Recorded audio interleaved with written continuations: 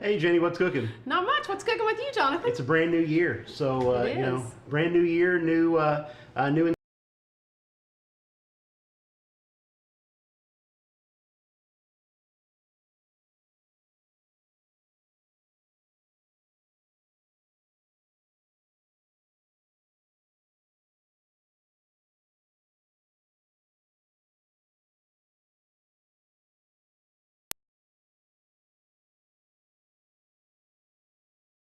Cooking show that we know of, but now we're Probably one of a lot of one of a whole podcast lot of cooking streaming shows, really. streaming cooking shows, but we think a pretty But damn the good best one. one. So, and where food is love and love is delicious. So Jenny, where are you going to be cooking tonight? Well, I thought a lot about this when we proposed this as our topic, about what's inspired me. And I kind of realized, I really proposed this topic because Jonathan and I have both just been traveling. So I just got back from Mexico on a beautiful, wonderful trip, and Jonathan just got back from celebrating his 20th anniversary in New Orleans. And so I thought, we're both eating all this great food and we're posting about the stuff we're eating, and we love to go places and be inspired. But as I thought about it, I realized that what really I look for when I go places and go to restaurants and eat is stuff that I can't possibly recreate. So when I think about what's inspiring me, it's usually not to make those same dishes, So in La Paz, down there in Baja California, there's so much fresh seafood, and that inspired me. But it inspired me to want to eat more fresh seafood. It's not really something I can replicate, but I do have a dish that I ate there that's so super simple and plain. That I'm going to make, that I was inspired by while I was there. And I thought about the other things that inspire me and where those come from. And it's mostly other people, You inspire me. Seeing the things that you cook and that you post inspires me a lot. It inspires me. I'm part of a Facebook group called Pot Liquor and Other Vittles, and you are as well. And that's always inspiring to see what people are cooking there. And I believe in supporting hard-hitting journalism. And so in spite of their recent problems with not paying their writers enough, I have a subscription to the New York Times, which I use solely for the purpose of sometimes doing the crossword puzzle really badly with a lot of cheating and looking at the food. So the New York Times food is super inspiring to me, and I love to add things to my recipe box. And so I found a recipe in the New York Times a while back, and it was kind of a complicated recipe, and it was eggs that were fried in turmeric, which I'd never done before. And they turn them, they're so pretty, they turn this bright, vibrant red. And the New York Times recipe served them over spinach and had some other elements that I have been riffing on and just kind of using. So I'm going to make a version of that as well. And it will come as a great shock, I'm sure, to all of our listeners that we're not going to make a cocktail tonight. Believe it or not. We're not going to do it. I am participating in Dry January. I've been laughing at myself for it. I did it last year, and it's just a good time to reset for me and to sort of think about what I do and what I don't do. But I hate the term mocktail. It really bugs me. So I'd like to ask our listeners to think of a different word to describe a really special beverage that's in a pretty glass that maybe has a nice garnish, that when you come home after a long day, you can use to sort of signal that you're transitioning to relaxing. But it isn't mocktail. But that isn't a mocktail, because in the same way that we've talked about with vegetarian cooking, we don't really like stuff that pretends to be meat. Yeah. I don't want to drink something that's pretending to be. Yeah, and there was just an article in something, maybe Atlantic, I don't know where it was, but about how a lot of the new non-alcoholic mixers and spirits are just not that great because they're trying too hard and they're just not. It's sort of like the uncanny valley. It's like different enough that you notice it more acutely. So right. But I am going to make a delicious, beautiful beverage that is inspired by a cocktail, by the many micheladas that we slam down in nice. So what are you going to make? Well, my inspiration did come from New Orleans. Now I could talk here about all Do you want this on? Yes. Okay. I can talk here about all the great New Orleans food that I had. Your jambalayas, your po' boys, It your looked various, amazing. and I have talked about these things at length on this show because we're frequent visitors to New Orleans. But actually, the best meal that I had there, and I had some really spectacular ones this time. But the best one was at a place called Dakar. Dakar was a popular pop-up in New Orleans until just a few months ago. They finally opened a full-on restaurant, and they do a tasting menu every night. And the chef, his name is Serigne Mbaye. He is from Senegal. He was born in the United States, but he was raised mostly in Senegal. And came back here, did all the usual chef tour of, working in, staging in all the important restaurants. And then once he started doing his own thing, he really wanted to bring the food of Senegal to to the U.S. And what he's doing here is really blending the food of Senegal with the food of New Orleans. So these are two very distinct places, but I mean, the whole thing was such a labor of love that it was just it was kind of humbling that somebody would put this level of love and effort into something. But one of the things that was really probably the highlight of this dish was the rice dish that was with the main courses, and it was something called jollof rice. This is something you find all over West Africa, a lot of different countries, Nigeria, Ghana, Senegal. And apparently there's quite a bit of rivalry among countries as to who makes the best jollof. So if anybody out there has any beef in that one, has any skin in that game, I'd love to hear it. But so what does jollof mean? Jollof means rice, I believe. Oh, yeah. So it's one of those words. And Professor of English, is there a name for that when you say like jollof rice, or it's like rice? There's probably a name for that. Like when you're sort of repeating term. something, like when you say the La Citadelle. The La Citadelle, yeah, exactly. But this is a larger, as I mentioned, jambalaya, and this is part of a larger group of dishes that I'm going to call stewed rices, which is when you build a flavorful liquid of some kind, and then you cook rice in that. So the liquid is actually being absorbed into the rice, and you're looking for all of the liquid to be absorbed in because you want it to be fairly dry, like a jambalaya, or like arroz con pollo in Mexico, biryanis in India. I mean, this is so what I've got in here is I've got some tomatoes, I've got a whole red onion, I'm putting in the blender, I've got a couple of bell peppers, just red bell peppers, and then I have one habanero that will definitely wake this whole thing up. So let's see, did I plug this in? I did not yet, so I'm going to reach around here and plug the blender in. What I loved about this dish is it's one of those things that's good enough. I mean, it's a side dish, but really it's one of those side dishes that if you focus on, it can be the main focus of your meal.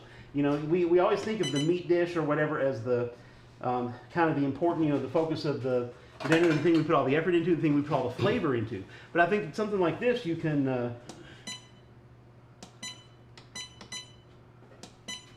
it locks down? Does the lid have to? I don't think so. I think it's just complicated.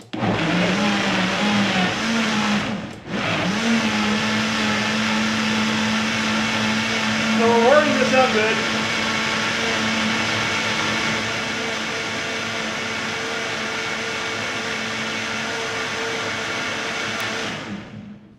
So I didn't hear you. Did you drain those tomatoes, or it was the tomatoes and their juice? I drained half of them. I'm such a Libra. I'm so indecisive.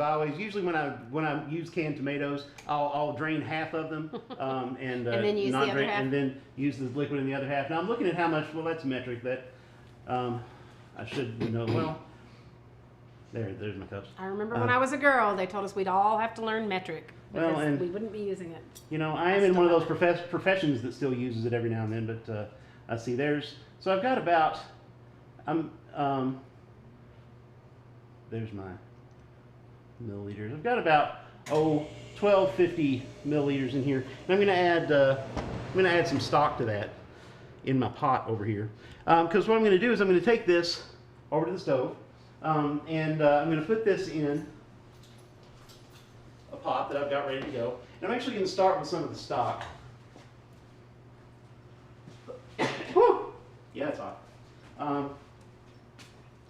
The first time I ever used to have an arrow, back in the late 80s, I hadn't really ever had it before, and we thought, we'll grind this up, and then we'll add it to salsa, and if we grind it up in this little hand blender, it won't, it'll be dispersed, and I effectively maced us out of the apartment. Oh, in my hot sauce trials, I used some Trinidad scorpions at one point, and I actually set it up outside. I did the whole thing outside and dumped everything outside. The only thing that I did inside was I rinsed my blender, and it still pretty much maced us out. Mm-hmm. That's the only thing that I did was rinse the blender that I had already done. High Scoville. So that's my pot. I'm going to put that in this pot. I'm going to cook it till it reduces just a little bit. Now, in my second pan over here, I'm going to add a little bit of oil, and I'm going to start an onion. This is the main pot that I'm going to be using. So I'm going to add some oil here, and I've got another red onion that I've cut up into, that I've diced. And I'm going to throw that in there. And in a few minutes, I'm going to add some curry powder to that. I'm going to add a couple of bay leaves and curry powder. This is Jamaican curry powder. I'm told that this is fairly close to a Nigerian curry powder, the Jamaican type. It's very turmeric heavy. Again, we're just talking turmeric tonight. It's turmeric heavy. It's a little bit different from India. I mean, to me, it's pretty fascinating that you've got curry powder is such a definitive ingredient in cuisine from Jamaica to West Africa to India. I mean, that's what colonialism gets you, I guess. But still, you have variations everywhere. And this one is very turmeric heavy and probably less on the cumin than you'll get from an Indian curry powder. Probably a little less complex. It doesn't have quite as many ingredients. But I'm going to be adding that to that onion, and that's going to wake that curry powder up a little bit when I add that in. Also going to add a couple of bay leaves to that. So as soon as that onion gets soft a little bit, and then once we cook this mixture down just a little, we'll add that to our pot and get it all going. So Jenny, what have you got? Well, Jonathan, I have sliced up some shallots. You could do this with a red onion, and I'm doing kind of a quick pickle on them with a little bit of lime juice and some salt, and I'm going to use this to garnish my dish a little bit later. So I just wanted to kind of get that going so it could sit. And doing this, pickled red onions or pickled shallots are such a great thing to have in the refrigerator, right? Like I try to kind of keep them because sometimes it's nice to have a salad instead of just having raw onion on it, to throw a little pickled onion on it. It's a great thing to add to sandwiches, tacos, of course, and a lot of stuff. So if you haven't done this, if you haven't pickled your red onion or your shallots, red onion or try shallot. And shallots are one of those things I try to buy up when I'm out of town because at Food City they sell them in those sad little sleeves that are ridiculously expensive. But if you're out of town, it's a good thing to pick up a bunch of. I mean, I feel like everything's ridiculously expensive right now. Well, right now it all is, but But that's how it goes. So the dish that I talked about that inspired me, we went to lots of different places to eat, had delicious, one of my favorite things I ate there were chocolata clams, which I had never even heard of before because I am largely untraveled. But these are these huge clams. They're about this big around, and the shell looks like chocolate. It's brown. It's beautiful. A really pretty color. And they're very concerned with sustainability in Baja California, especially when it comes to the fishing industry. And so there are pretty strict rules about who can fish for these clams and about only harvesting clams that are fairly large so that they've had a chance to reproduce and not harvesting them during certain times. But we were lucky to be there during chocolata clam season. And I really don't know why I'm talking about it so much because I'm not going to make it, right? I can't get chocolata clams here. That's a good example of one of those things that is very place specific. And that's one of the things that I look for when I travel and one of the things that inspires me. And it inspires me because it makes me want to look for things that are place specific in our place. You know what I mean, Jonathan? And I think we both do that a lot. I mean, I think we both think about that a lot. What says a place to you? One of my favorite writing prompts to use with my students is to ask them, if you had somebody that was coming to visit you that had never been to Central Appalachia before, and you wanted to serve them a meal that really told them something about your family or your community or your place, what would you serve them? It could be anything. It could be taking them out to eat someplace. It could be having somebody cook it. What would it be? And reading those responses is always really fun to just see what matters to them. But I digress horribly. So we ate a lot of chocolate clams just with lime juice, very simply prepared. They harvest them, pop them open, they're raw. They chop them up. There's a big red part that's like the main part that you eat, and then they chop up the rest, and they were just so good. We also ate a lot of ceviche, which was delicious. And just a lot of seafood. Fish tacos, of course, which were born in Baja California. We had a really fun day where we did a street food tour with a young man who reminded me of our very own Appalachian treasure, Wallace Caleb Bates. He was the La Paz version of WCB, but he took us around to little mercados and food courts and places that we probably wouldn't have found on our own. We ate some just really great stuff. But one of the things that kind of blew me away in its simplicity, and I don't know how I've never been served this before, was just like a baked cheese. So it was very simple, kind of Mexican cheese. Probably a kind that I'm not able to replicate here. And it was in a dish, and it had on one half of it red sauce, and on one half of it green sauce. And it was beautiful, and it was simple, and it was warm, but it didn't really melt, It kind of sat there, and we just took bites of it and scooped it up with chips, and it was just delicious. So I'm going to make that, and I'm going to instead of using just a bought salsa, I'm going to make chilito. So when I was married to Scott Lucero, his family was half Mexican, half Polish, and his parents, so it was a great place to go and eat at the holidays and a great place to go and eat always, because you could get pierogies and tamales on Christmas Eve, and that was always fun. But his parents always made something they called chilito, and it was, instead of buying salsa when tomatoes are out of season, and it was so simple to make, and I really prefer it to most jarred salsas, especially for things like pouring over food or using in eggs or using in things, and it's super easy. And so I'm going to make it here just in this little immersion blender, and it's so easy. It's one of those things that you really can't even say it's a recipe. So you just take a can of tomatoes. I'm using red gold because I like the label, if you want to know the truth, and I think they're grown in Indiana, or canned in Indiana. And you could use whole tomatoes, or I happen to have petite diced. Often when I buy canned tomatoes, I prefer to get whole tomatoes just because, I don't know, it's a little bit less processed, I guess. But I'm just dumping the whole can into my little immersion blender here. And I'm going to put, it varies. I keep this in the refrigerator, and the onion and the garlic that you put in it are raw, and so they tend to grow in strength, you know.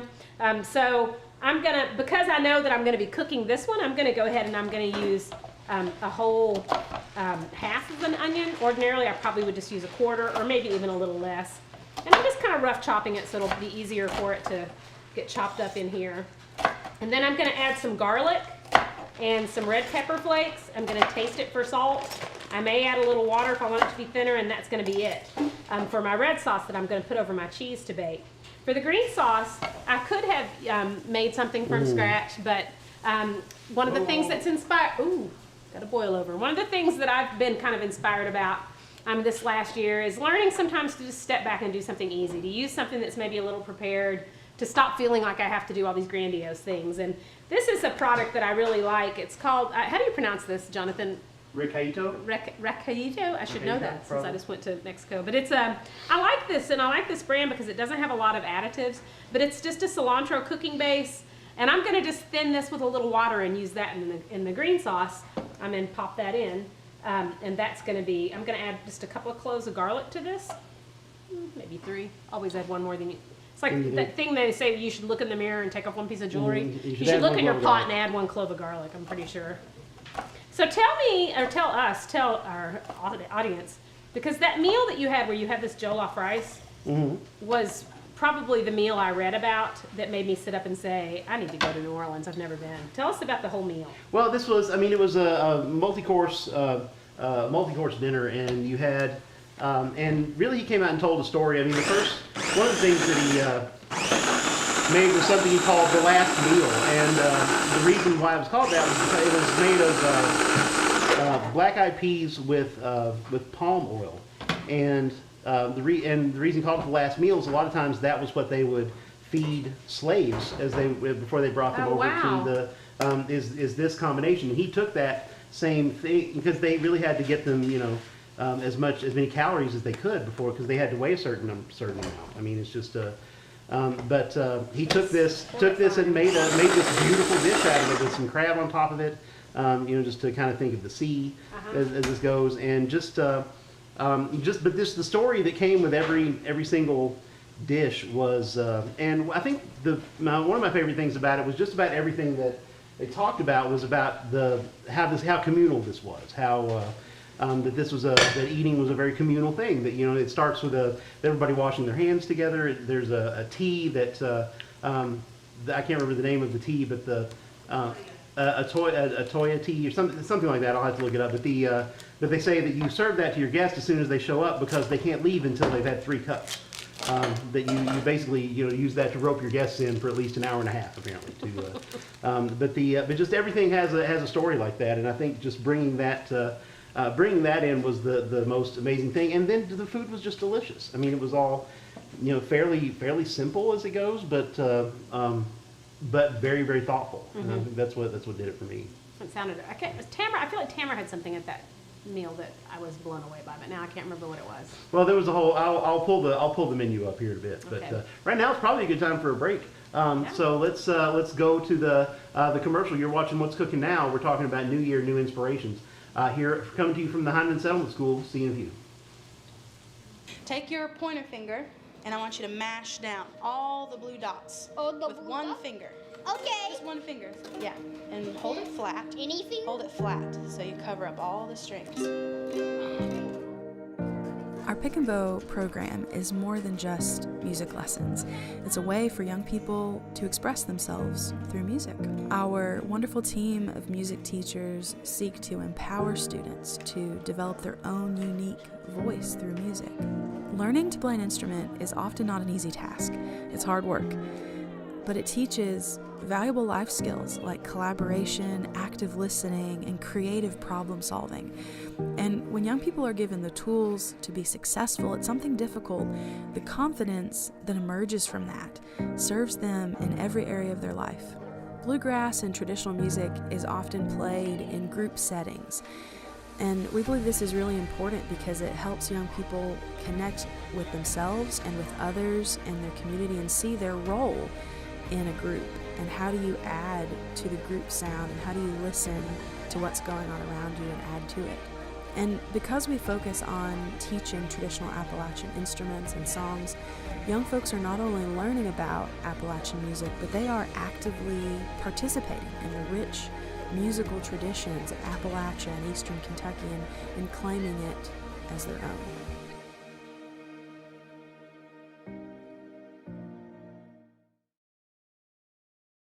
The Red Spotted Newt is a locally owned independent bookstore located in downtown Hazard, Kentucky, specializing in Appalachian literature from authors such as Silas House, Gurney Norman, and Annette Clapsaddle, among many others. The Newt also offers a full collection of art and gifts, including Little Bubby Child prints and these sweet cards inspired by The Office. Check out their store located at 221 Memorial Drive in Hazard, or shop online through bookshop.org. And be sure to follow them on Facebook and Instagram at the handle Red Spotted Newt.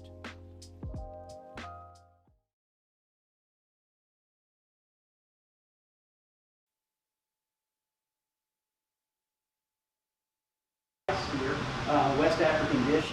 And I've got two things here. I've got my onion and my bay leaves and my curry powder that I've put all together, and I put a little stock down in that just to keep it from burning.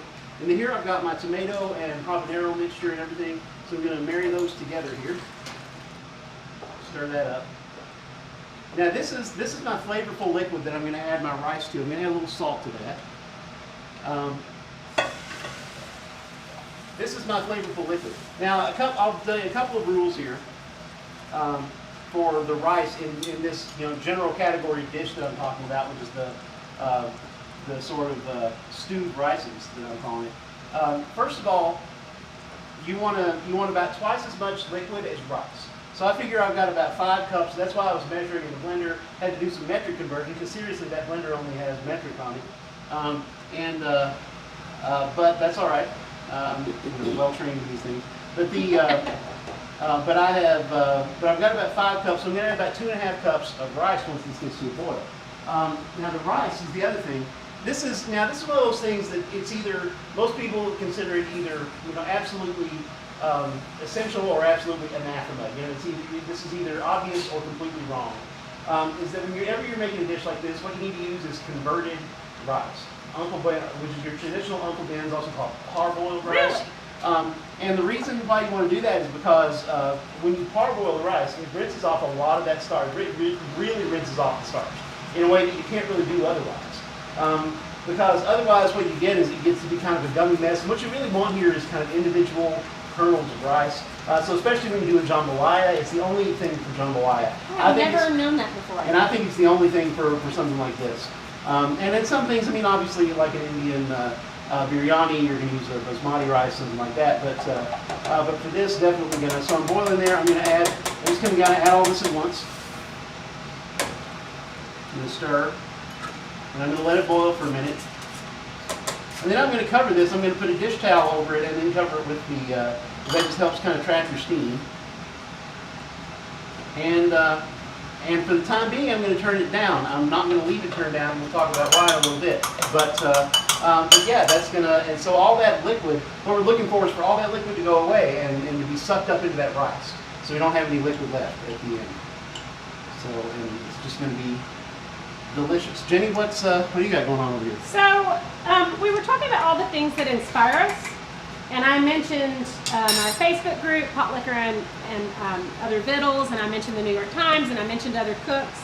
But I will confess that I'm also often inspired by things that I see on TV. And so I got completely sucked into the show The Big Brunch that Dan Levy headed up, and I kind of binge watched it all during my break, and I loved it because everybody was so nice. And my children joked that they must have chosen the contestants, they must have focus grouped me, because all the contestants, they were competing for $300,000, and they all had something they wanted to do. And like, you know, half of them were doing work with food insecurity, half of them were doing work to bring visibility to queer communities, half of them were doing work to, maybe not half, that's 3 halves obviously, and as we pointed out, I don't know the metric system or apparently the English measurement system, but some of them were doing work to work with second chance employees, and they just all were people that I really loved their missions, and it was fun to watch what they cooked. But there was one person who was not my favorite person on the show actually, and she was a baker from New York.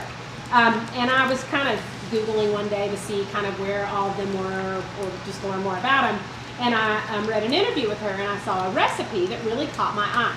When I eat oatmeal, I like to eat it savory. I like to use the big whole oats, and I like to eat it with buttermilk and coarse salt. I've also eaten oatmeal inspired by my good friend Dr. Alice Jones from EKU, who will often put like leftover vegetables from the night before, or you know, nutritional yeast and other savory elements in her oatmeal. So eating a savory porridge is, of course, no new thing for us, right? We eat cheese grits, we eat savory porridges.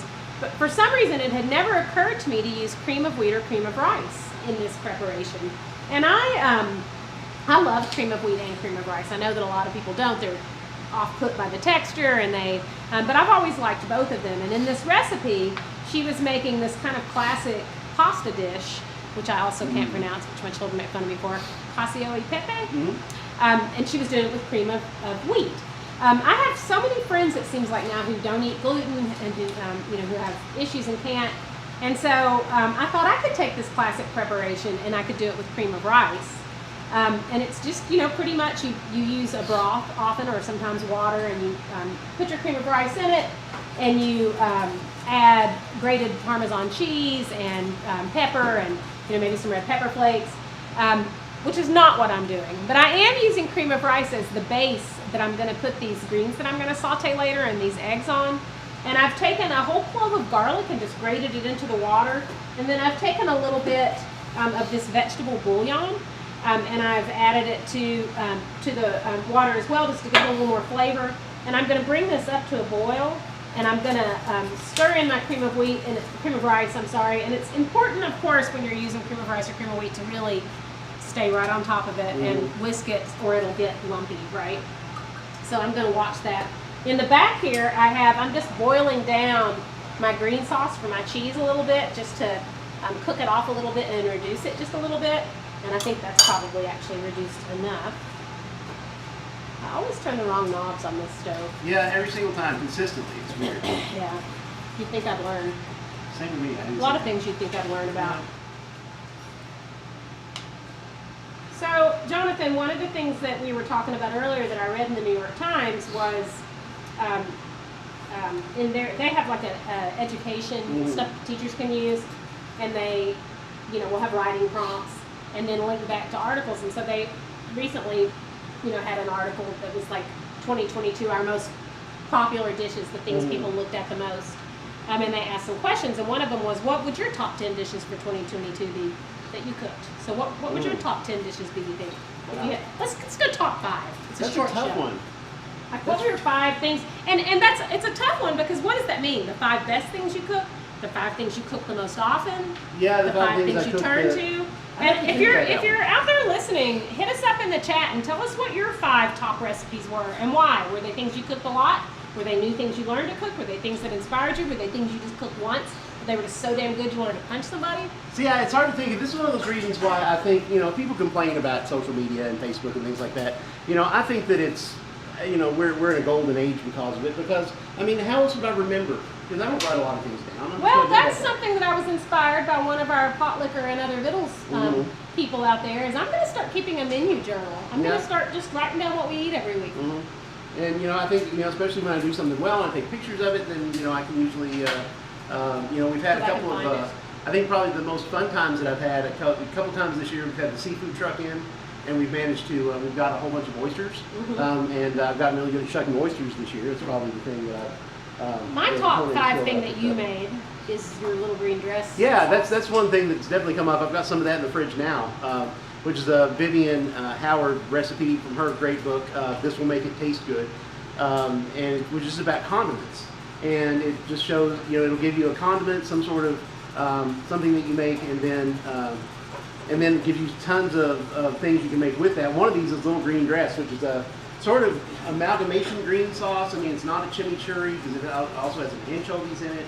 It has just a lot of it has a lot of Castelvetrano olives, and so it's very, very green. It's very, very good on raw oysters. Very good on raw oysters. Very good on just bread. Very good on. I mean, I haven't found a whole lot on eggs. I haven't found a whole lot that it's not pretty good on. So what else? What else were some of your? What about you? I'd have to think back.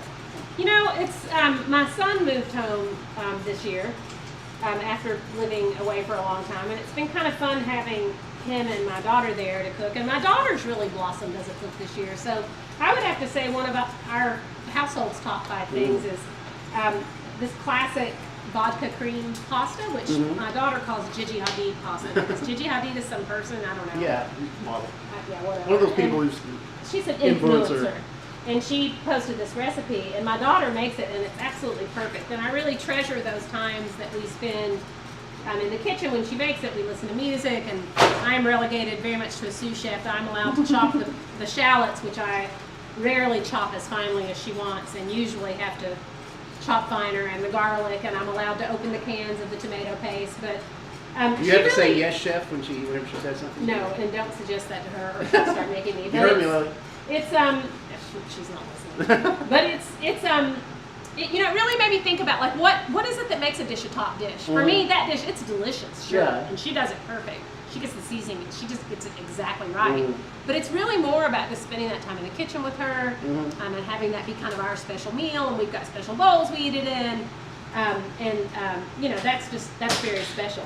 Beyond that, I don't know. I feel actually. Again, I'd have to go back and look and see what. Well, maybe we'll enter on Facebook. Find us on Facebook. I'm almost a little bit embarrassed to admit this, but I caved and bought a air fryer, and I've really been loving that thing. Like my niece Kate Clemens, of Kate's Food Tent, who's here tonight, found some recipe and was making a salad with air fried artichoke hearts, like canned artichoke hearts.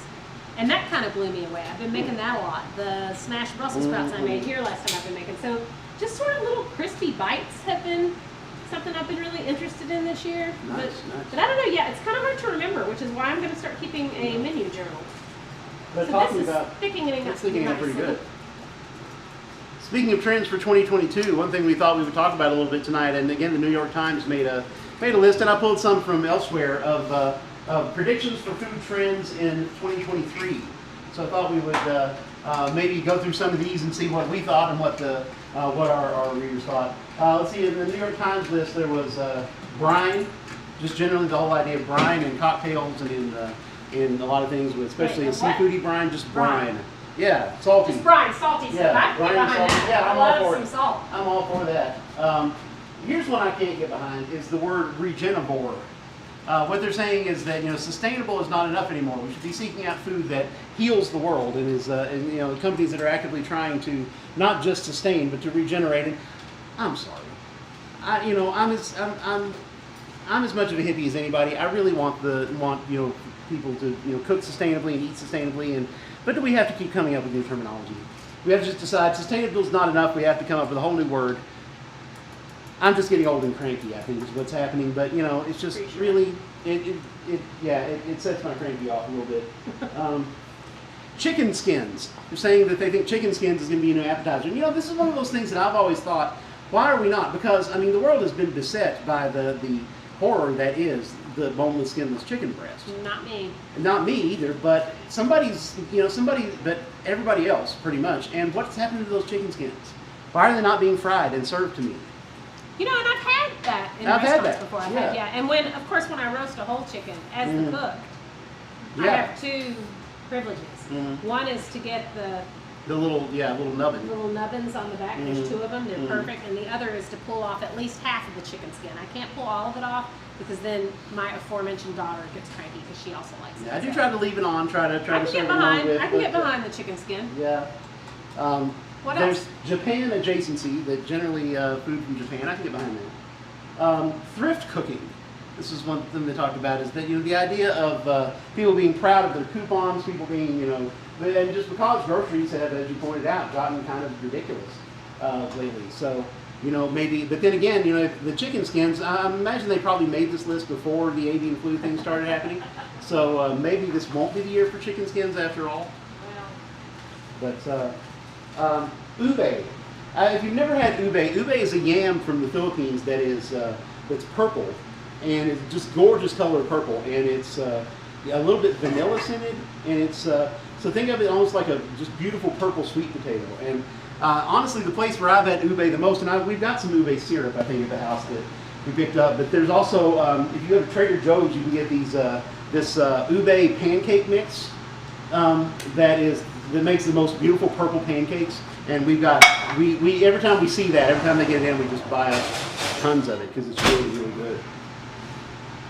Space foods that we talked about earlier, that we were talking about earlier, because there's been an increased interest in space travel. And, when you think back, space really inspired a lot of foods back in the 60s, when the space race was really happening. Tang being the most famous thing, but there are all sorts of space-themed foods out there, and they're thinking that we'll probably see a lot of that. And we've seen like the space-themed Coca-Colas that have been out there. I'm not sure what space tastes like. But, do any of us really know what space tastes like? Look, I did it again. I turned on the complete wrong blender. But one that makes total sense to me is we're going to see a resurgence in communal eating. And yeah, of course we are, because we've not been able to do much of it for the past few years. So I think that just like this dinner that I went to the other night, the dinner at Dakar, it was a dinner at a communal table. There were 6 of us around a single table, 4 of whom we didn't know. We do now. But I think that whole idea of having the communal eating is going to be a big one, just because we've not been able to do that in a while. So that's. So I think, yeah, that's definitely one I see happening. You want to do like to embrace a lot more myself. Did you make any cooking resolutions this year, Jonathan? I haven't really. I haven't really made a whole lot of. I've made some artistic resolutions, but not many in the way of cooking. I haven't thought about it much yet. Yeah, I like to make resolutions. I make them like on my birthday. I make them on solstices. I make a lot. I didn't really make very many this year. Yeah. About food. I made a bunch of resolutions, but not very many about food. Really. Just to try and, keep doing something I'm doing. Try to eat as much local as I can. Yeah, keep doing what we're doing.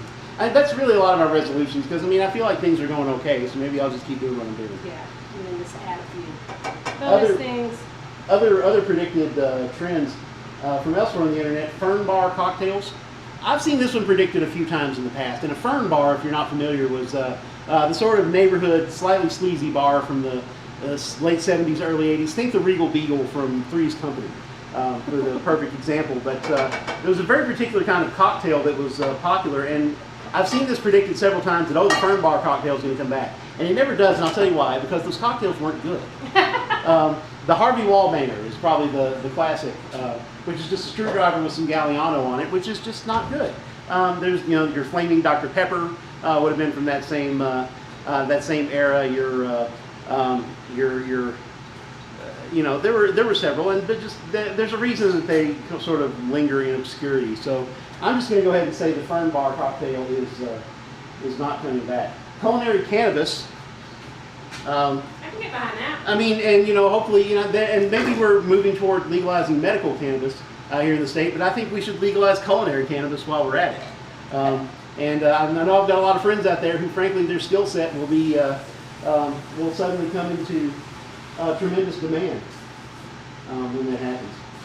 One that I'm excited about and I'd really like to see is Trini food. That is food from Trinidad. Another one of the great meals that we had was the Eater's Restaurant of the Year down in New Orleans. Was a tiny little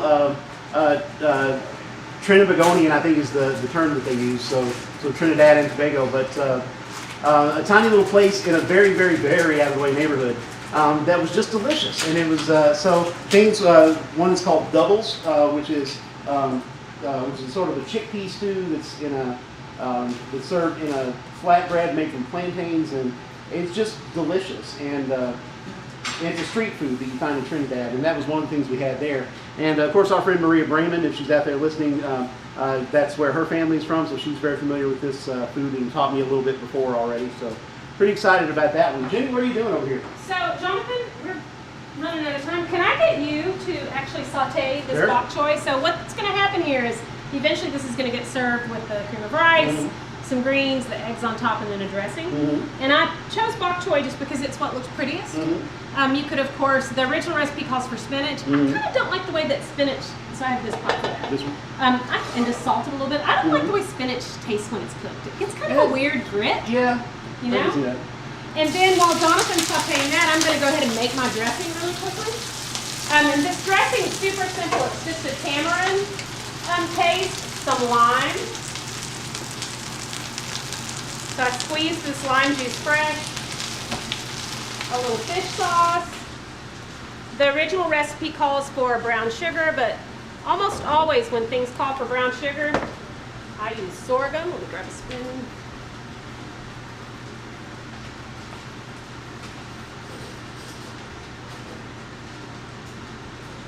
Thank you. So I'm just going to put a little bit of sorghum, not too much, because the tamarind is so tart. It really needs some sweetness to cut it.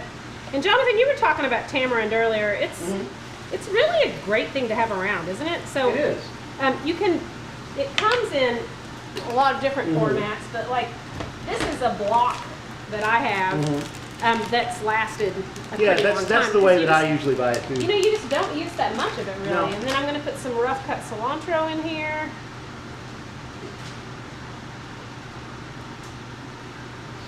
And oil.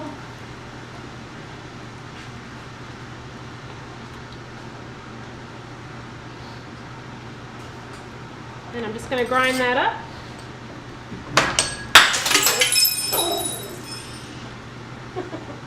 I thought those bowls were unbreakable. That's what we know. We'll get that later.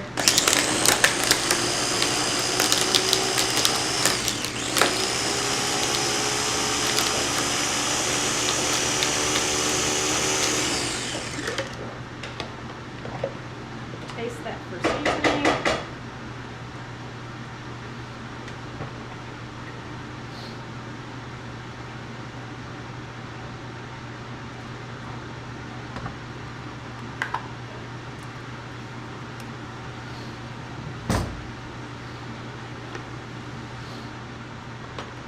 And then the other thing I want to do real quick before we get done is I want to make my special little drink. You want to take a break before we do that? And then Yeah, let's take a quick break. Take a quick break, pause for the cause, and you're watching What's Cooking Now coming to you from the Hindman Settlement School. We'll be right back. Hazard Coffee Company is the sole specialty coffee shop in Perry County.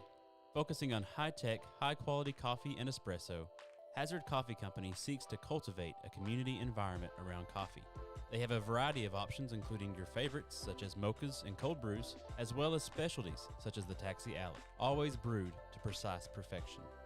Stop by their shop located on Main Street in downtown Hazard, or order online for delivery with DoorDash or at hazardcoffeecompany.com.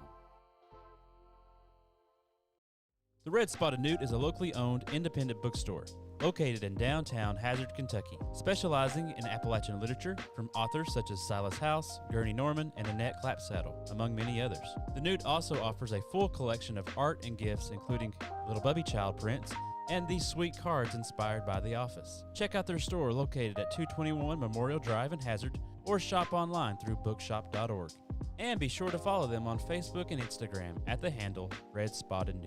Take your pointer finger, and I want you to mash down all the blue dots with one finger. Okay. Just one finger. Yeah. And hold it flat. Any finger? Hold it flat so you cover up all the strings.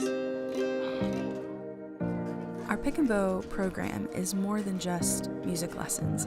It's a way for young people to express themselves through music. Our wonderful team of music teachers seek to empower students to develop their own unique voice through music. Learning to play an instrument is often not an easy task. It's hard work, but it teaches valuable life skills like collaboration, active listening, and creative problem solving. And when young people are given the tools to be successful at something difficult, the confidence that emerges from that serves them in every area of their life. Bluegrass and traditional music is often played in group settings. And we believe this is really important because it helps young people connect with themselves and with others in their community and see their role in a group. And how do you add to the group sound, and how do you listen to what's going on around you and add to it? And because we focus on teaching traditional Appalachian instruments and songs, young folks are not only learning about Appalachian music, but they are actively participating in the rich musical traditions of Appalachia and Eastern Kentucky and claiming it as their own.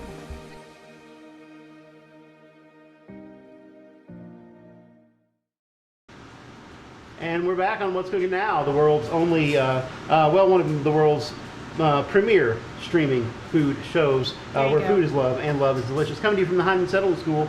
We're closing things down. I'll tell you one thing that I've done. I went and checked on my rice, and it's cooked down. It's nice and dry, and I'll show you in a minute. But what I've done now is I've had this on low for a while cruising. I've actually turned it up to high right now. And you're saying, Jonathan, you sexy beast, aren't you going to burn that on the bottom? Yes, I am. That's exactly what I'm trying to do. Because I'm trying to add some sort of smoke flavor, and that sort of cooked, crusty rice on the bottom is always the great part of these stews that you can get. So I'm just going to do that for a minute. You're going to listen. You might hear a little popping and cracking to it, and so that's going to happen for a minute. So you're going to mocktail us? No, no, you're not. I'm going to make a delicious drink. You're going to make a delicious beverage that is not a mocktail at all. In a shocking turn of events. So I'm going to rim my glass. Like I said, we really loved drinking micheladas. And I just like to, sometimes I just like to come home and have a pretty drink. Oh, and michelada is beer with hot sauce and lime juice, pretty much. We found that it was a lot of different things. Yeah, it can be, but that's the base, that's sort of the basic. So what I have here is some tajin, which is delicious, and I'm going to rim my glass with it. So I've just rubbed the lime around a little bit. And, like I said, it's just nice sometimes to come home and just have something pretty. And something that sort of signifies. Sometimes I do that, sometimes a cup of tea does it, something to transition for sure. And it struck me that while I was drinking these delicious limey drinks, that really it's the, I don't even know about, the beer is not the thing, right? It's just that freshness, a little bit of ice. The first time I ever had beer served over ice with lime juice was when I visited Oaxaca in 1995, and I was kind of blown away. And I don't know if it was just because it was so hot and so few things were served cold, but I'm just going to divide this lime juice. I mentioned the big brunch earlier, and I've always loved Clamato juice. And I don't know how I never knew this, that a Bloody Mary made with Clamato is called a Caesar. Bloody Caesar. How did my friends... It's a Canadian thing of all places. Well, Dan Levy was apparently the face of Clamato juice for a while, and I love him, so that was kind of exciting. But I like Clamato. I like to just drink it. And so I know not everyone does, but I do. And then I'm just going to top this off with some Topo Chico, which is one of my favorite mineral waters because it's really mineral. It's really it has a certain I love to mix it in the summer with rosés to make sort of a little wine spritzer.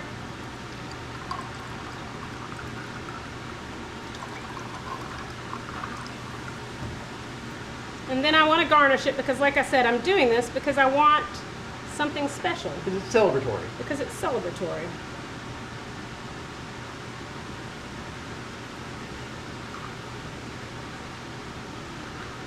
And you can still say Slanka. That's beautiful. Really it's all the refreshing. notes of the michelada. What I really like about those. It's got the little bit of sits. It's got the, it's got it all. So if we can move on over to the stove, I'm going to go ahead and fry my eggs now. And then we'll plate this.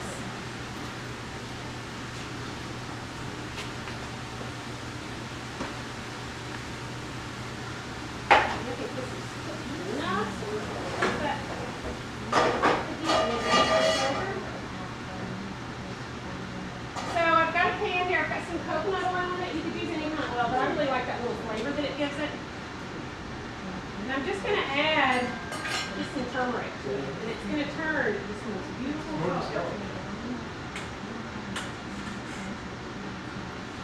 It turns like a red. I mean, I think when I first did this, I expected it to be more. Very deep, very It's a deep. very deep, beautiful color. I'm just going to swirl that. And if it gets on your countertop, it'll be there. Correct. Where it is. My next kitchen, maybe I'll just do the countertop. I think that's an excellent idea. Turn that after.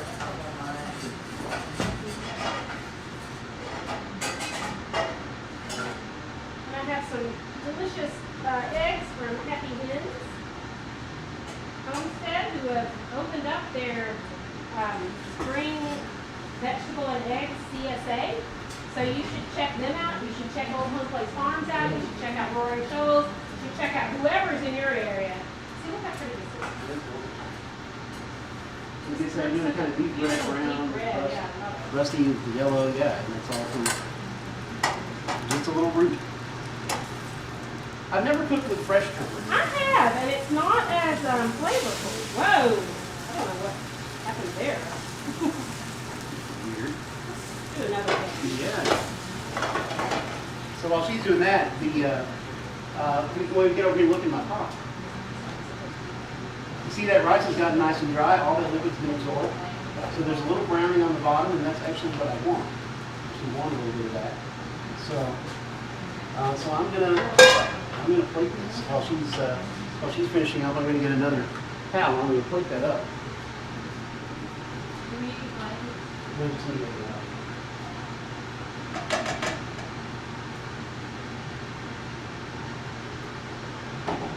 And I've got my cream of rice. Let's just check the seasoning on that.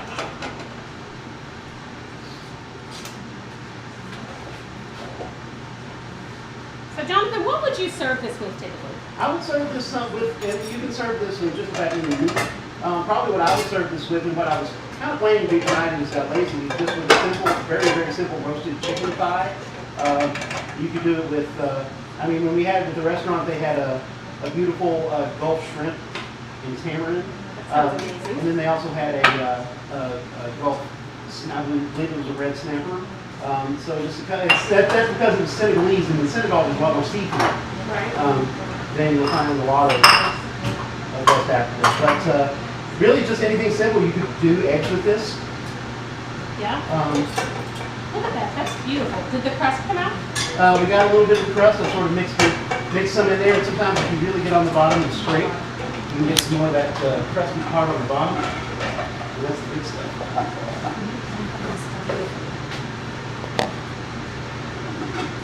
Do not let that go.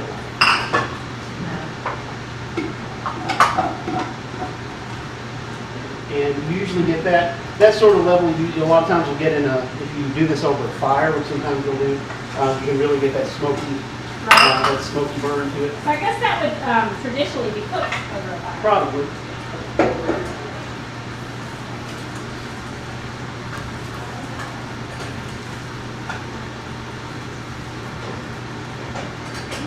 Plate and go ahead and plate this up and put the cheese out.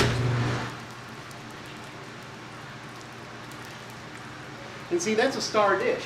You know, that's it looks like a side dish, but really when we had this at the restaurant, it felt like this was the star, and everything else was just sort of an accompanying player. I mean, they'd all just work together so well. So you do this, and then your meat or whatever you cook with it can just be incredibly simple because you've got so much flavor in your side dish here, in your base. So you just have. I mean, I'll probably serve this with just a very simple meat and then a simple vegetable, or something just like that bok choy, simple saute. So those eggs are gorgeous. They're very pretty, aren't they?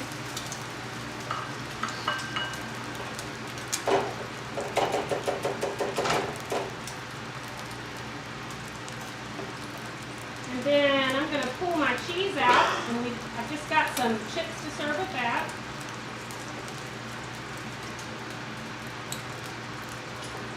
So just sort of make a little bed here.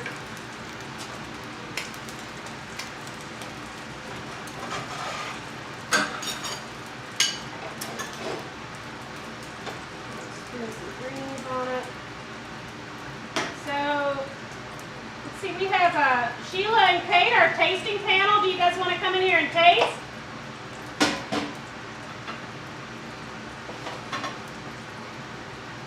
A tasting panel. Come and Come taste. taste. Is it over?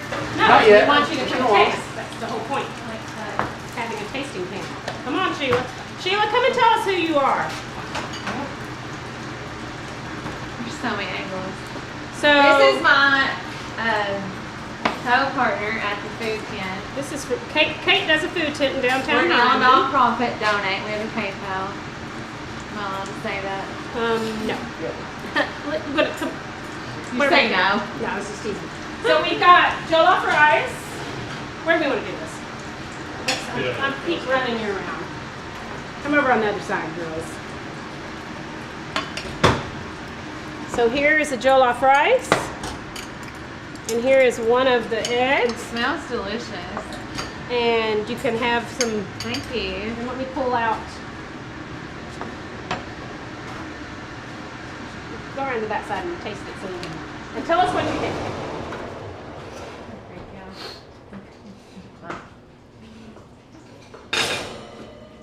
What do you want us to do? Okay. Taste Just it. give it a try and then. And then this is a baked Mexican cheese with 2 sauces that you can eat with some chips.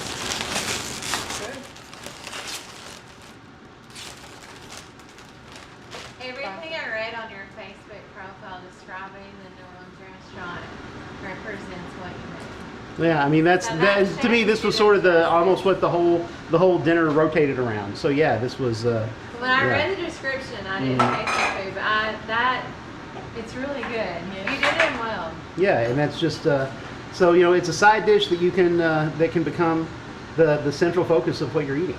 So I like how you told his story. He was Yeah. Mandela, but he Yeah, he really- brought his heritage to LA. yeah, really trying to marry the things together. And this is Together. and you can draw a very direct line from this jollof rice to something like jambalaya. It is, but it's not. There's another flair to Yeah, it. yeah, definitely. But I love how you went on vacation. You went to a restaurant and then you brought it back. Well, that's what we do. We try to gain a little knowledge wherever we go, be inspired. So inspired. What is this? This is Mexican That is cheese. Mexican cheese. That was a baked cheese thing I had. We're that- all over the world tonight. Yeah, we are. Okay, tell us more about this. So when I had it, the dish I had it in Mexico, the cheese was a cheese that I probably can't get in Hazard anyway. And but it just sort of like this one, it didn't completely melt, right? It just sort of stayed. It sort of looks like hummus. if you didn't And know. it was just to me it was just a really delicious counterpoint to all that fresh, mostly raw Tell us about your seafood that we trip. were You eating. just went We went to La Paz, yep. in the group text. Great time. Yeah, we had a great time. It was kind of hot. I want to taste. So can the viewers get this cheese anywhere, or is it specialty? That was pretty easy to place. find. I got that at Food City. And then did you taste? I love that both of you were inspired on Taste both of this. your trips to make each Mhm. dish. So what is what is your egg This- thing that you were talking So about? that is turmeric eggs on a base of savory cream of rice with sautéed Bok choy. bok choy and a tamarind sorghum dressing Mhm. and pickled shallots. It's kind of busy, probably. Mhm. So where did you find inspiration for this? From the New York Times. If you've been listening to the whole show, you'd know that, Kate. We already I talked was about it. doing business. They've been hiding out. PayPal Roscoe's daughter. Do business. For not. Jonathan, I love this. You just read a recipe. I read a and recipe in the New York but Times, and these that two, is- I love it from your both, like where you all traveled over the holiday. You were able to gather inspiration from your trips and bring it back to each. That's what we I do. got a little crunchy bite. Mhm. Yeah, the crunchy. That's really the trick. I think is you can get that crunch. So, Jonathan, I think this was all delicious. I think we had a great night tonight, Jenny. And you tune in next month. I believe it's going to be February 2nd, Groundhog Day, and we're not cooking groundhogs that day. Ah, It's we might February. be. We might be. You never know. But we were My talking. father always said that groundhogs were the best meat that you could get, but that you had to catch them because they weren't picky about what they ate. That you had to That catch was my them. grandpa. That you had to catch I them need and to you had sign off to on you had to feed them because we have other things to say, Kate. Because you had to feed them for like 6 weeks and then eat them and they would be delicious. Now he never forced this on us, although we had a I'm lot going of to say other- that sounds like a I long way would to like go. to go on the record. The Williams Yeah. family did not raise groundhogs to eat them. So. I'm We sure were they around a would've long had time to before have you were kids. born, Kate. But But no, we- we're talking the food of love next month. So you'll definitely want to check out Yeah. that to get ready for your Valentine's Day. Absolutely.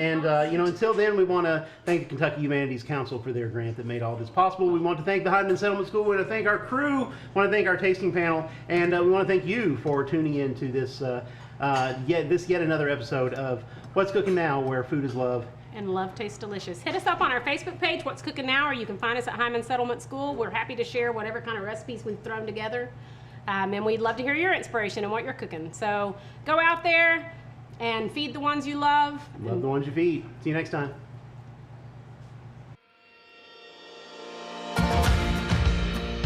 What's Cooking Now is a production of Hyman Settlement School, with funding provided by the Kentucky Humanities Council.